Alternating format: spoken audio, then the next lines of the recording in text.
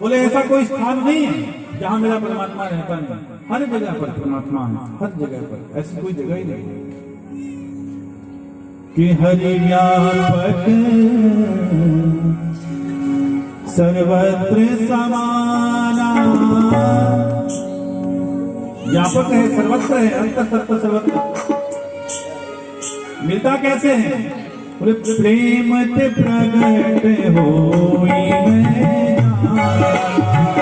हरि व्यापक सर्वत्र समाना। प्रेम ते प्रगट होई में श्री कृष्ण गोविंद हरे मुरारी हे नाथ नारायण वासुदेवा। श्री कृष्ण गोविंद हरे मुरारी हे नाथ नारायण वासुदेवा।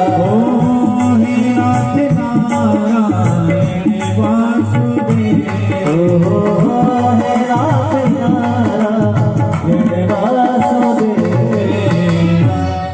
हरि व्यापक है, अंतर तत्व सर्वत्र है। बोले दिखाई क्यों नहीं देता? बोले पिताजी देखने वाली आंखें नहीं है ना आपके पास। अगर देखना है तो भगवान इन चमड़े की आंखों से दिखाई नहीं देंगे, तो बोले मन की आंखों से दिखाई देंगे। आंखें बंद करो तो भगवान आपको मिल जाएंगे। चमड़े की आंखों से तो केवल संसार दिखाई देगा भैया।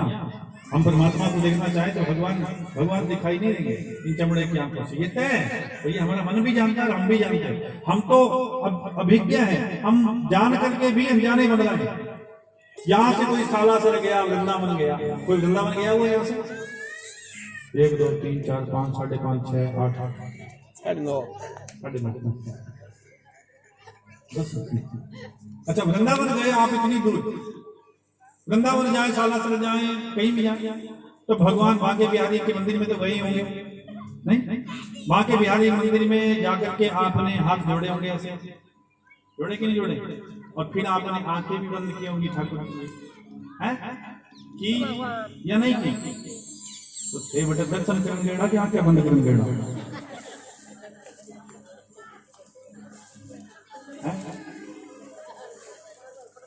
बोलो भाई, आप दर्शन करने के लिए इतनी दूर गए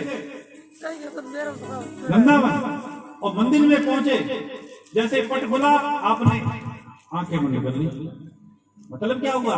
मतलब ये है कि वो बांके बिहारी भी कहना चाहता है कि तू जिसे ढूंढने के लिए यहाँ तक पहुंचा है ना बेटा, वो तो भीतर है। आंखें बंद करके अंदर झांक, बाहर क्या झांकता है? दिव्य ददामित चक्षुः पश्यन् योगमैश्वर नमः।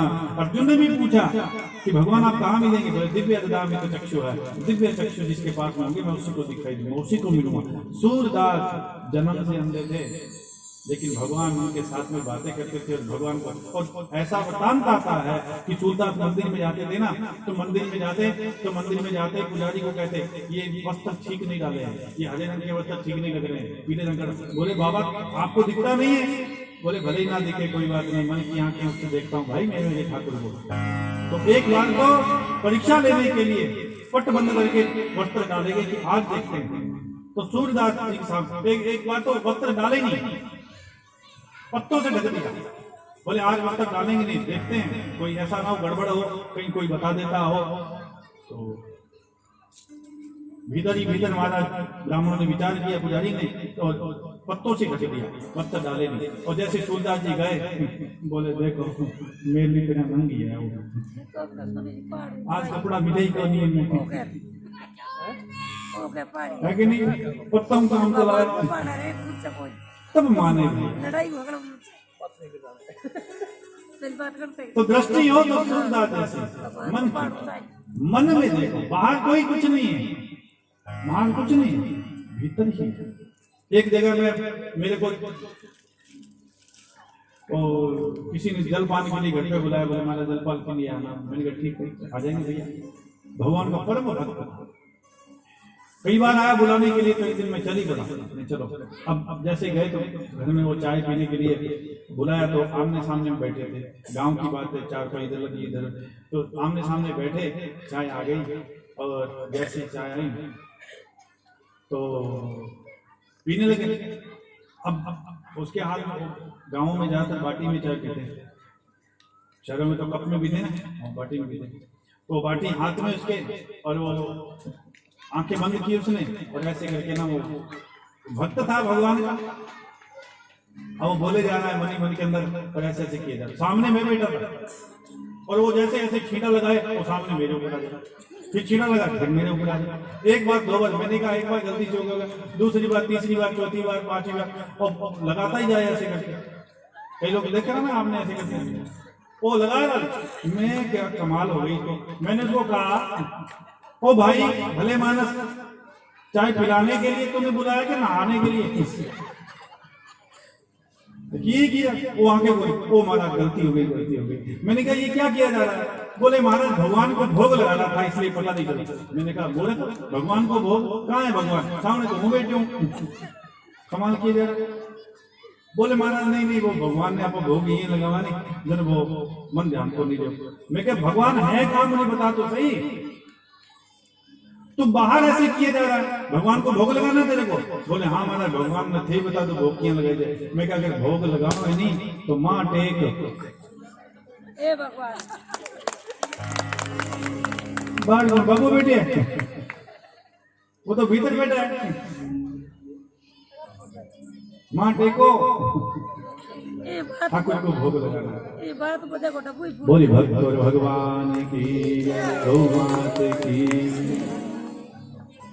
दिव्य दामित चक्षु पश्चिम योग में, मंदिर में, गुरुद्वारे में, मस्जिद में, चर्च में भगवान बैठा है, ऐसे किसी ग्रंथ पंथ संत ने नहीं लिखा। ये क्यों बनाया जाता है? अर्थ क्या है इसका? कारण क्या है इसका?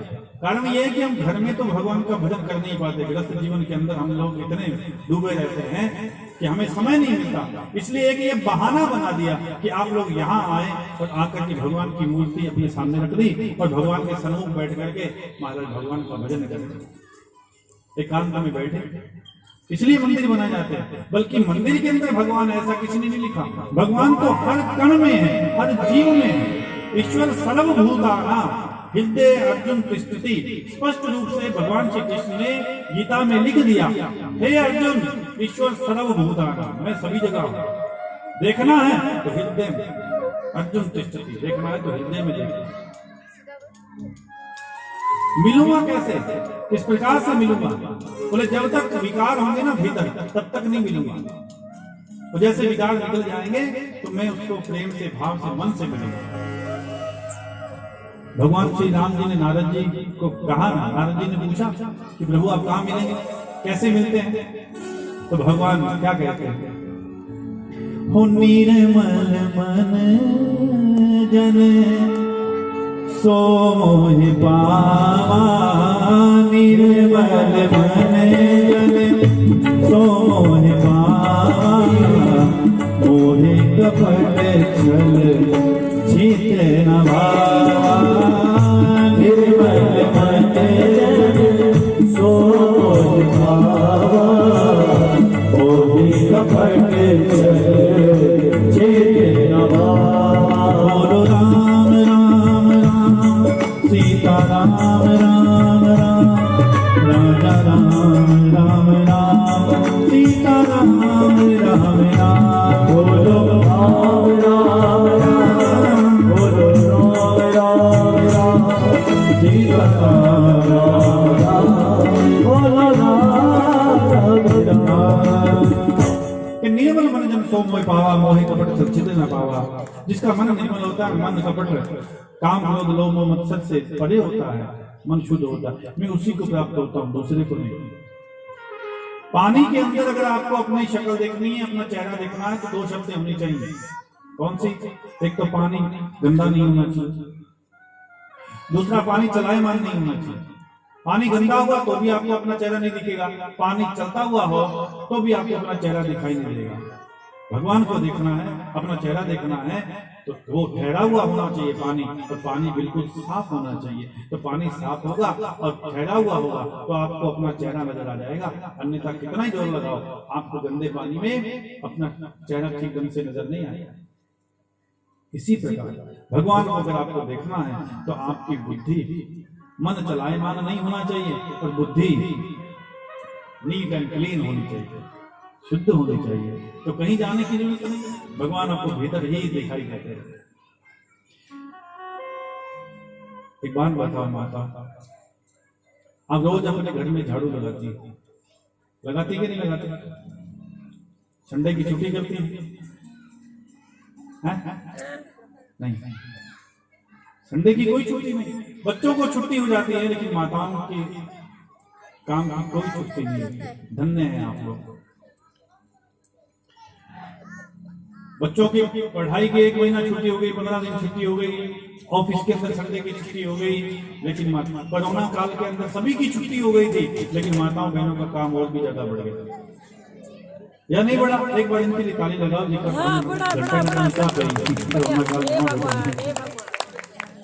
सही है, सही है। कोरोना काल में घर में बैठ गए सारे बच्चे, घंटे बाद में माँ आ गई, धनी चाह लिया तो चाह भी एक घंटे में मारा और काम डबल हो गया आपका, आप सभी माताओं बहनों का। छुट्टी नहीं करते। मैं कहना ये चाहता हूँ, बार बार झाड़ू, बार बार पोछा लगाते हैं, रोज कचरा आता है, रोज माताएं बहनें झाड़ू लेकर के बाहर निकलते हैं। अगर आप 10-15 दिन झाड़ू नहीं लगाए, पोछा नहीं लगाए, क्या होगा? क्या होगा भाई? घर नहीं रहेगा, कचरा घर बन जाएगा। मेरे को कल परसों बड़े गुस्सा आया, एक किसी ने मैसेज भेजा, उस मैसेज के अंदर एक बात लिखी गई। तो पत्नी ने पूछा, ए जी सुनते हो? तो कचरे की गाड़ी आती है, गाना चला जाता है, सुनते हो? पत्नी ने पूछा, ए जी सुनते? बोले हाँ। बोले सुबह जब आप उठते हो और मेरे को देखते हो तो आपको, आपके मन में क्या ख्याल आता है?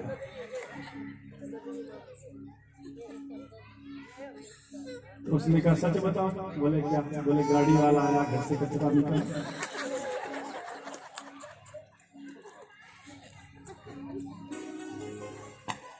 मैंने कचरा तो वो नहीं है भैया, वो तो तुम्हारी सास संभाल के बैठे, शुक्र करो।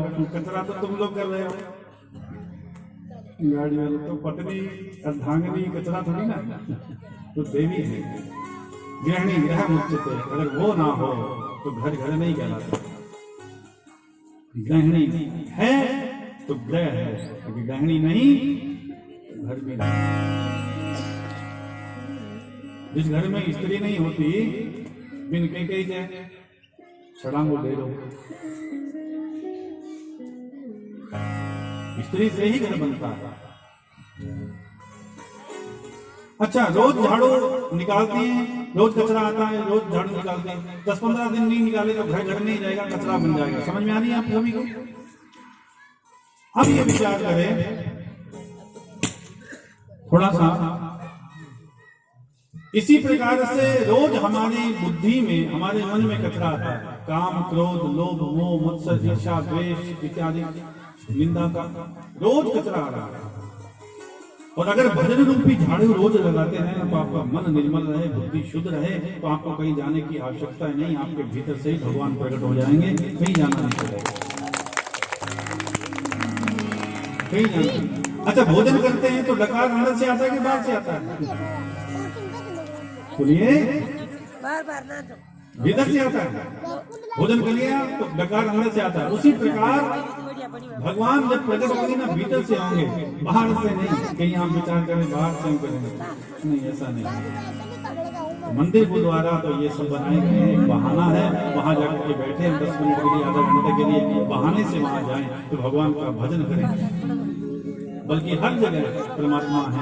और मंदिर के अंदर हम लोग जो मूर्त है उसको भगवान मान लेते हैं, लेकिन जो चलते फिरते जीव हैं, जो गाय है, चींटी है, कुछ भी है, उसके भीतर आपको परमात्मा अगर नजर नहीं आता तो उस मंदिर की मूर्ति में भी भगवान आपको नजर नहीं आ सकता, वो मिल नहीं सकते।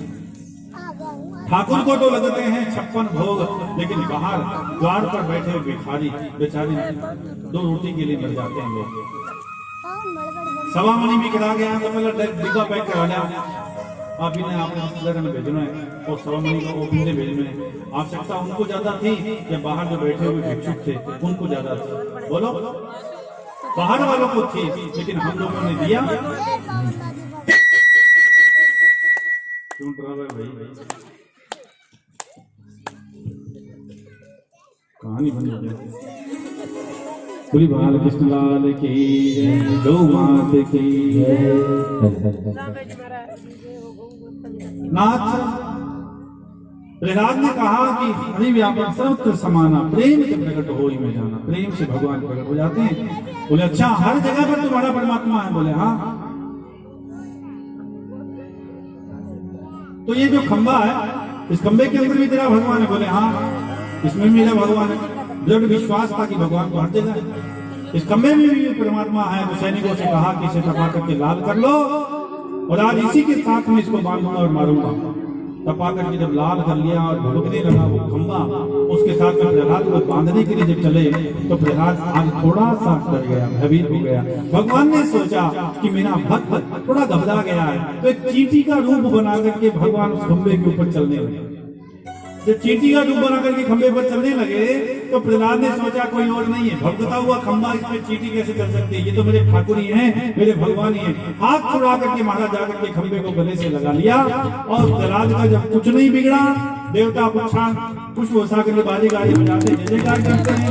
हिरण्याकश्यप समझ गया कि जरूर इस खंबे में कुछ गड़बड़ है, दौड़ा और एक मुष्टिका का प्रहार जैसे किया तो अचानक वो खंबा फट गया और गड़गड़ाते हुए और ढोल करते ही उसके बीच में से नरसिंह भगवान प्रकट हो जाते हैं।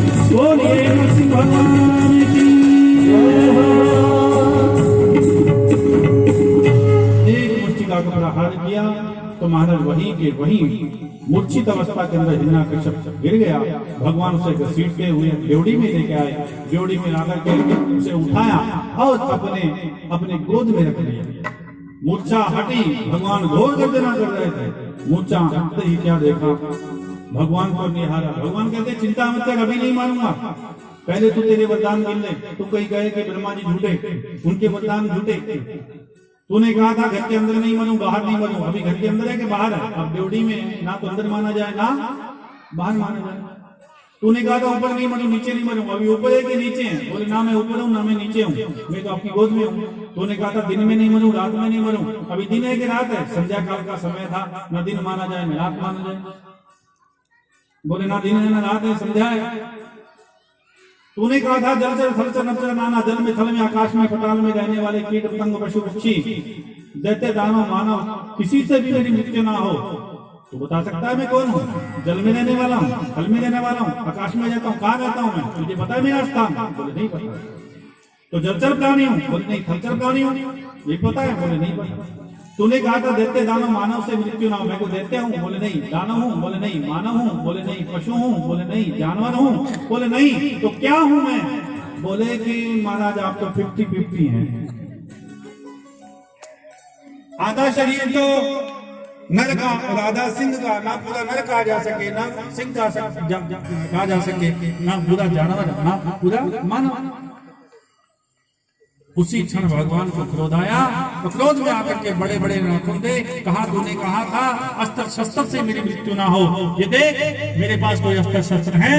बोले नहीं है। भगवान ने क्रोध में आकर के वही बड़े बड़े नाखून उसके पेट में डाल दिए, उसके शरीर के चीखड़े चीखड़े कर दिए। देवता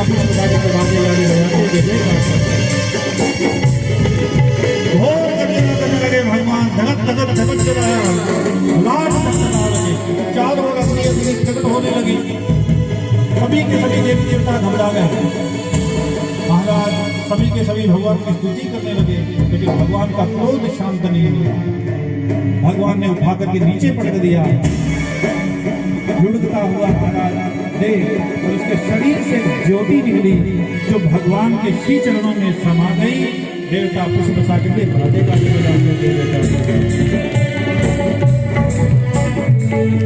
भगवान चारों ओर देखते हैं, अंगार बरस रहे हैं भगवान की आंखों से। सभी घबराए हुए थे, सभी ने स्तुति करके देखा, भगवान को शांत करने की कोशिश की, लेकिन भगवान शांत नहीं हुए। आखिर में ब्रह्मा जी ने कहा कि तुम जाओ, ऐसे शांत नहीं होंगे तो कैसे होंगे? बोले इनकी पत्नी को लेकर के आओ। बोले पत्नी को लाने से क्या होगा? बोले मूर्ख, तुम्हें पता नहीं है, पत्नी के आने से तो बड़े बड़े शांत हो जाते हैं, नहीं होते। बाहर तुम्हारा सेठ जी, कोई सरपंच साहब, कोई मंत्री साहब, कोई कुछ भी हो, कितना ही बड़ा सेठ क्यों ना हो, लेकिन घर में आए और पत्नी अगर गुस्से में आके कहते किन्ने गया है, इतनी देर हो गई थाने में, तो हटा ही जुड़ जाते हैं महाराज। तो पत्नी से बड़े बड़े शांत हो जाते हैं। पत्नी को भी लेकर के आए लक्ष्मी जी को, लेकिन लक्ष्मी जी को भी घोर गर्जना करते हुए जब देखा तो लक्ष्मी जी भी दौड़ गई, घबरा गई। और इनके रूप स्वरूप मैंने बहुत देखे, लेकिन ऐसा रूप स्वरूप नहीं देखे। हम तो प्रहलाद को आगे किया और प्रहलाद ने कहा, प्रहलाद से कहा कि तुम जाकर के भगवान तेरे कारण ही क्रोध में आए, तुम ही शांत कर सकते हो। प्रहलाद आगे गया और जाकर के भगवान की सुंदर स्तुति का गायन किया कि शांताकारं भुजगशयनं, बड़ी सुंदर स्तुति का गायन करते हैं कि शांताकारं भुजगशयनं पद्मनाभं सुरेश्वरं विश्वाधारं गगनसदृशं मेघवर्णं शुभांगं लक्ष्मीकान्तं कमलनयनं योगिभिर्ध्यानगम्यहं वन्दे विष्णु भव्यहरं सर्वलोकैकनाथं।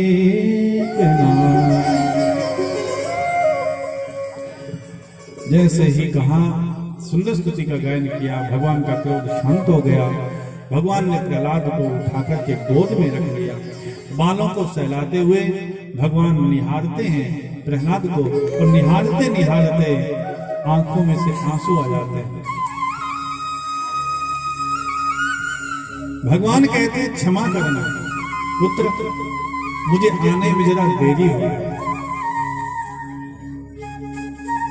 प्रहलाद कहते हैं जब पहली बार मुझे मारा जा रहा था तभी आप आ जाते, पहली बार में क्यों नहीं आया, इतनी देरी से क्यों आए?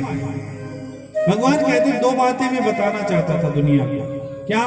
एक तो ये कि जिसे मैं मारना चाहूं उसे कोई बचा नहीं सकता, और जिसे मैं बचाना चाहूं उसे कोई मार नहीं सकता। कि जाको राखे साइया, अरे मार सके ना कोई, पर बाल न बांका कर सके सो जग बैरी हो। जाको राखे साइया, मार सके ना कोई, पर बाल न बांका कर सके सो जग बैरी। इस संसार में जीव की रक्षा एक ही कर सकता है, और वो है परमात्मा। उसकी चरण शरण अगर ग्रहण कर ली जाए तो दुख ग्रामान मुच्यते है, कभी दुख नहीं हो सकता। हम लोग अपने बेटों पर आस लगाते हैं, ये हमें बचा लेंगे, पोतों पर आस लगाते हैं, कि कमाए हुए धन पर आस लगाते हैं कि अगर बीमार हो गए तो डॉक्टर बचा लेंगे, ये धन काम आए। लेकिन बचाने वाला तो केवल वो परमात्मा है। अगर डॉक्टर बचा सकते तो डॉक्टर भी ऑपरेशन करने से पहले साइन नहीं लेते कि भाई ये मरा गया तो हमारी कोई गारंटी नहीं। नाथ प्रहलाद की इस प्रकार से रक्षा की और निज धाम प्रदान किया। प्रहलाद ने कहा कि प्रभु कृपा करें, मेरे पिता को निज धाम प्रदान करें। यद्यपि ये मानवा पाप करतस्तु सर्वदा, सारी जिंदगी इन्होंने पापाचार अनाचार दुराचार के अंदर व्यतीत की, लेकिन फिर भी मेरे पिता थे। बोले अरे पुत्र, तुम कहते तुम्हारे पिता को वो तो कब के निज धाम में पहुंच गए हैं, और तो और जो कोई भी तेरी कथा सुनेगा, श्रवण करेगा, वो भी संसार को जब छोड़ेगा, अगर विश्वास करके मेरे ऊपर ही वो जीवन व्यतीत करेगा, तो संसार को छोड़ने पर वो मेरे धाम में ही पहुंचेगा। बोली भक्त और भगवान की तेरे साथ साथ तेरी 7 पीढ़ियां जो है वो भी मेरे धाम में ही आए। प्रहलाद के ही वंश में आगे चल करके लोहट नंदन